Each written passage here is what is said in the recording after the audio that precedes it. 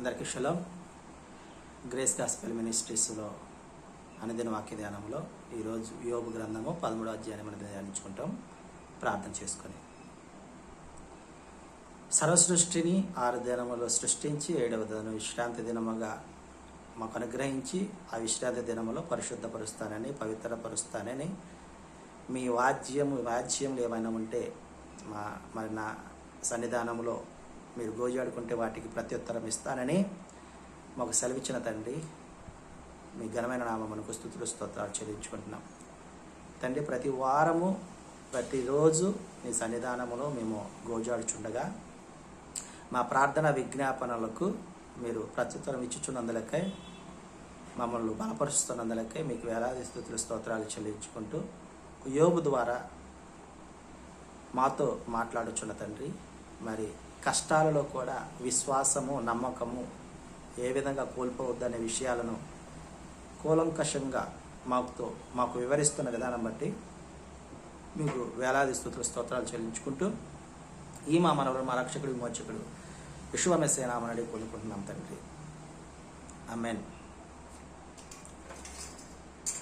నీ పాదముల చింత చేరి నీ చిత్తంబు నేను రుగనేర్పు, నీ హృదయ భారంబు నొసగి ప్రార్థించి పని చేయనేర్పు. నీ పాదముల చింత చేరి నీ చిత్తంబు నేను రుగనేర్పు, నీ హృదయ భారంబు నొసగి ప్రార్థించి పని చేయనేర్పు. ఆగిపోక సాగిపో, పని చేయను, ప్రతి చోటని సాక్షిగా యెషువానందనిమ్ము.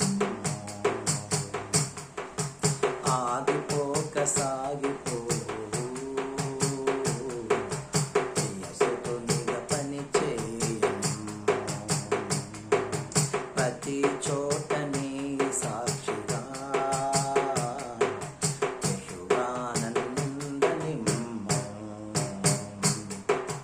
ఇదిగో యాహవే నా జీవితం, ఆపాదమస్తకం నీకంకితం. ఇదిగో యెషువా నా జీవితం, ఆపాదమస్తకం నీకంకితం, ఆపాదమస్తకం నీకంకితం. యోబు గారు జోఫరుతో, అతని స్నేహితులతో ఈ విధముగా ధైర్యం తెచ్చుకొని పలుకుతూ ఉన్నాడు.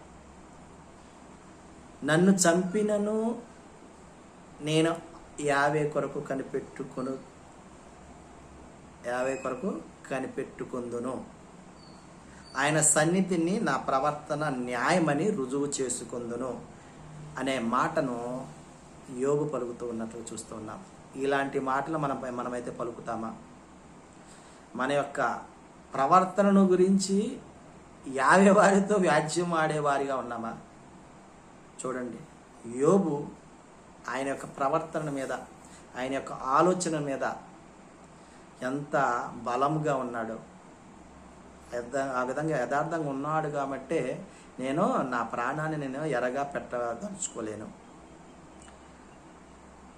నాకు రక్షణార్థమైన దగును, ఇదియు నాకు రక్షణార్థమైనది ఏది, నేను ఎలోహిం వారి ఎడల నా యొక్క ప్రవర్తన న్యాయమని రుజువు చేసుకోవటం కూడా నాకు రక్షణార్థమైనది అవుతుంది అని పలుకుతున్నాడు.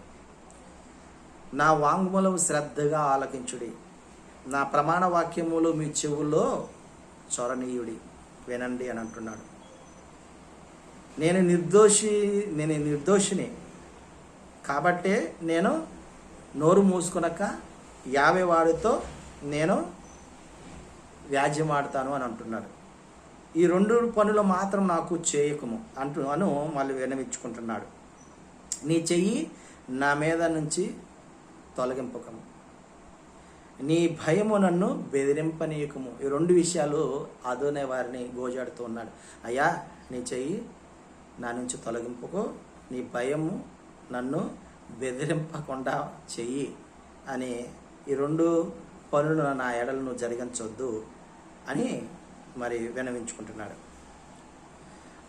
నీవు పిలిచిన ఎడల నేను నీకు ఉత్తరం ఇచ్చేదను, నేను పలికేదను, నీవు నాకు ఉత్తరమిమ్ము అనే మాటలు మరి ఒకసారి జ్ఞాపకం చేస్తున్నాడు. ఎప్పుడు ఈ రెండు పనులు నా ఎడల చేయొద్దయా, ఆయన నువ్వు ఎంత కష్టపెట్టినా లేకుంటే పర్మిషన్ ఇచ్చినా, నా ఎడల ఎంత ఈ పరిస్థితులు భయానక పరిస్థితి కల్పించినప్పటికీ ఈ రెండు పనులు చేయకుండా ఉన్నట్లయితే నేను పలికినప్పుడు నేను ఉత్తరం ఇస్తాను అని యోబు పలుకుతున్నట్లుగా చూస్తూ ఉన్నాడు. అంత మాత్రమే కాదు, నా దోషములెన్ని, నా పాపములెన్ని, నా అతిక్రమములు, నా పాపములు నీకు తెలిసే ఉన్నాయి. ఎండిపోయిన చెత్తను వంటి వాడును, ఆయనను నీవు కఠినమైన శిక్ష విధించావు అని మరి జ్ఞాపకం చేస్తూ ఉన్నాడు. నా బాల్యకాలపు పాపములను నాకు స్వాస్థ్యముగా నీవు వినిచి ఉన్నావు అంటున్నాడు. అయ్యా, ఇంత చేసినను నా ప్రవర్తన అంతా నీవు కనిపెట్టుచున్నావు. మురిగిన క్షీణించుచున్న వాని చుట్టూ చిమ్మట కొట్టిన వస్త్రము వంటి వాని చుట్టూ నీవు గిరిగీసి ఉన్నావు, కనిపెట్టుచున్నావు. అలాంటి పరిస్థితుల్లో ఉన్నవాడి నన్ను అయినా నీవు నన్ను దృష్టి ఉంచువు.